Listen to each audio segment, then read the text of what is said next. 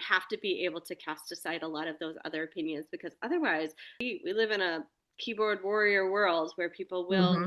make those things. So it is a strength. You do have to be really strong, I think, in our. Other people's opinions and their Mhm. judging eyes. Yeah. And I feel like that for a while we didn't do things because Hmm. she couldn't handle it. Hmm. But we also didn't do things because it was just going to make it so hard for us. Not selfish to say, but it was going to make it hard for us too. Now we're able to do a lot more because she's more regulated, but also because I don't give a crap what people think. Yes, I have a 5-year-old that's riding in a wagon. Yes, she has her iPad and we're at a theme park. Yeah. Do I care what you think? Yeah. No. Yeah. There were, we like to cruise. Hmm. So we took her on a cruise last year and it was fine. She did fine, but I think I told this story about her getting out of the room on that call the other day. But Uh-huh. anyway, Yeah. we took her wagon. She has a wonderful old wagon. We took that wagon. I had her iPad. I had charging boxes on the side of the wagon so we could have it charged all the time. And yes, we're on a cruise. Yes, there are experiences that she could get to see. But you know what? I'm not going to leave her at home just because she wants her iPad because she's experiencing a lot Yeah. more Yep. than we give her credit, give it Yeah. credit for. And that's so true. And that even becomes so my daughter recently, so she's 15 now. And so, and again, same thing. She's able to do things that she never would have comprehended doing before. Right. And so Right. one of them was this overnight with a youth teen group. And so she was, and it was like full activities was, and we have prioritized sleep. I called the sleep Nazi for a long time because we saw the negative impacts and we protected that schedule as best that we could. It was just all this kind of chaos when she was younger because we didn't have these tools. I admit it, we were the melatonin mom. And actually, I had Mhm. avoided melatonin for quite a while because medically, so from a physician assistant brain, I had poured into the information. It really Yeah. didn't show a whole lot of benefits. So I had avoided it. There was actually one time where, oh gosh, she was probably seven, I don't know, seven, eight. I was on a call with my friends, and Madeline was struggling to go to sleep. I went to put her in her bed, and she just lost it. We called her Hulk Hogan. She would be, or the Hulk. She'd go from 0 to 60 and just like destroy your room. So you're trying to like have these boundaries, and like I remember sitting outside of her door, like in desperation, and somebody was like, "Have you tried melatonin?" And I'm like, no, because the medical perspective, like it doesn't do anything. But then we did tried it for a little while, and it gave us short-term benefits. But there was no long-term benefits. And then as you dose increase, or even sometimes you didn't even need a dose increase, there were nightmares involved. Or again, it would still help them to get to sleep and not long, stay Yeah. asleep. So it kind of, for a short period of time, again, one of those things where like, oh, good, I have a solution. But then you Yeah. really don't. Yeah. You have a. I was definitely a melatonin mom before we found these supplements because I Yeah. needed something to at least get her to sleep for a couple hours. Yeah, You that was what was available to us. And so know? so it's really hard. And so when people are now saying, I'm like, oh gosh, we have these tools now, and understanding how boosting serotonin, again, I'm not medically trained. Like I didn't know all of this stuff, right? And so like if we support the serotonin through the level of the gut, so 90% of our serotonin is produced in the gut, you need serotonin to make melatonin, right? And Mhm. so our kids are just deficient in serotonin, right? And so if we can just boost that, and that's probably the results that you got from the fundamentals, their serotonin was increased. And then, of course, now we have the sleep, which has the 5-HTP and corn mazanol, which boosts serotonin production even more. So Mhm. then now you're flooding the system with serotonin. They have all the building blocks to make the melatonin. So then they have sleep, and it's really like you said, that quality of sleep is so much better, where they're getting to sleep. Again, melatonin would do that, but they're not only getting to sleep faster, but they're actually staying asleep, and they're getting the Yeah. stronger sleep. And I'll even take the adult sleep plus sometimes. We're in my budget, I would take it all the time, Yeah. but because it does give such a deep sleep. Like if you have like a tracker or something, if you're worried about sleep and you want to like shot into like a really good, sleep, which is where all of our body functions do this restore and repair component of our body's meant to do. So many people are deficient, and so they're not getting to that repair part of sleep. Like does that, which is really Mhm. pretty amazing. So it Yeah. will notice some improvements by there. Yeah, for sure. Yeah, and I think so something that I get on all the time is people are like, "Well, I've read Yeah. that um neurodiverse kids don't produce enough melatonin. Yeah. And I'm like, you're right. And they're like, so give them melatonin. And I'm like, no, that's not the answer. You want their body to naturally Yeah. make melatonin. You don't want to feed them melatonin. Yeah.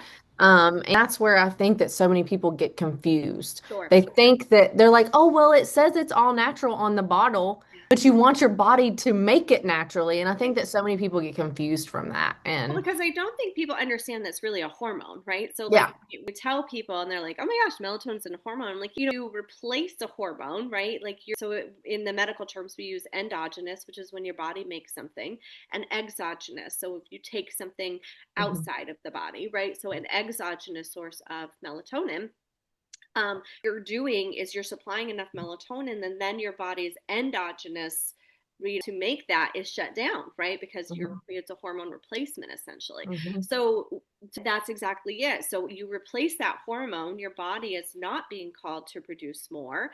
And so then what happens, and again, melatonin really is only recommended for a short period of time anyway. Most people are using it chronically, and there's actually a whole uptick in ER visits and things for melatonin toxicities and problems with melatonin that they're seeing more and more. And a lot of that came during the time of COVID lockdowns, right? So a lot Mhm. of people were kind of their kids' behaviors and locked in, and they're not supposed to. You're supposed to be outside and moving your body and all of those things. Mhm. So no surprises, but shut that down. Then, even if you have results for melatonin, once you go off of it, your body is now suppressed. It's not kind of told to make more. Mhm. So you're right back where you started, right? So it is not a long term solution. So I think Yeah. sometimes people don't understand that. And that's where, this talking about it, right? So that people have Yeah. an understanding and say, okay, what are the building blocks? How do we boost serotonin? And there's supplements, of course, are the easy button because I think a lot of moms in our situation needed an easy button, right? Mhm. I Yeah. know I needed an easy button. There's a lot of different ways that you can boost serotonin, exercise, healthy diet. And again, a lot of those go to the gut microbiome. But a lot of times people are so burnt out that they just can't even get to that place. So that was us, So it was Yeah. like, okay, this is just that easy button to boost serotonin, help with your gut health, shift those things. And then you can look at other ways to boost serotonin, right? You can look at other Yeah. ways to help keep Well, that. and I mean, like you said, does a lot of things do stem back to COVID because that was going on and everybody's shut down, everybody's in the house. You're not getting outside, you're not getting the sunlight. Hmm. Your body needs to know that it's daytime, know that it's time to be awake, and then know when it's time to be asleep. And um, I think that from COVID and the lockdown that so many things shifted, but I Yeah. like to compare it to seasonal depression. Yeah. So like I always gotten seasonal depression really bad. Well, in my tanning bed era days, Yeah. that's what fixed it. There was no like behind it. There was no like go to the tanning bed because it's producing vitamin D and blah. Yeah. It was more just, well, I'm going to the tanning bed in the winter because it makes me feel good, Yeah. right? Yeah. Yep. Then now it's like, okay, big picture, the Hmm. reason that always made me feel better is because it was the light therapy and really making your mind know that it's okay. You be happy. Being able to help your body produce those hormones. Even like I say, even going back to the tanning bed days, Yeah. that light was not necessarily good for, skin, Hmm. but it was good for my body producing the hormones that it Yeah. needed to feel Yeah. better. Yeah. You probably weren't vitamin D deficient, right? Like Yeah. check your vitamin D at that point. But huge thing, right? Like vitamin D, and we live up in the Northeast. You guys are a little bit warmer down there, where there's a little bit more sun exposure. But like we struggle with vitamin D deficiency, and that is one of the most, talking enough about it. I find like Mhm. a subset of the people that I follow and talk to, obviously, are talking about vitamin D, but it's even a huge thing. I remember even during time of COVID lockdowns where I got blood work and I requested a vitamin D and I had to pay out of pocket for it because it was not covered by insurance. We had traditional insurance at that point. And I was like, wait, you kidding me? Like, is like, no, the studies show that like you have higher vitamin D, you have a higher survivability rate. Like, why are you not screening for this? Why are you not just Yeah. supplementing with vitamin D to help people so that they have a better prognosis and they have better long-term results? Like, this is a no-brainer from, medical brain. It was like, no, we just don't do that. And it was like, well, okay, that was like so many things things that have forged that shift between, trained and this more holistic lifestyle. But really, it was just seeing is believing, right? It was Mhm. really just a matter of, so some of our story, I don't know how much you've heard of it, but essentially we had done all that stuff. So my daughter was struggling much when she was a little one. She was just kind of a fiery little thing. We were seeing behaviors and just kind of to grow out of behaviors. And again, a lot of it was rage, anger, kind of like that she was exhibiting. It was really hard to navigate because I'm trying to put her in, PA brain, what, she fit. And I couldn't find something that she fit in the longest time. Based on her, we did all the non-traditional things, this most holistic stuff that we could do, and eventually we got to a place where we were like, okay, we need meds.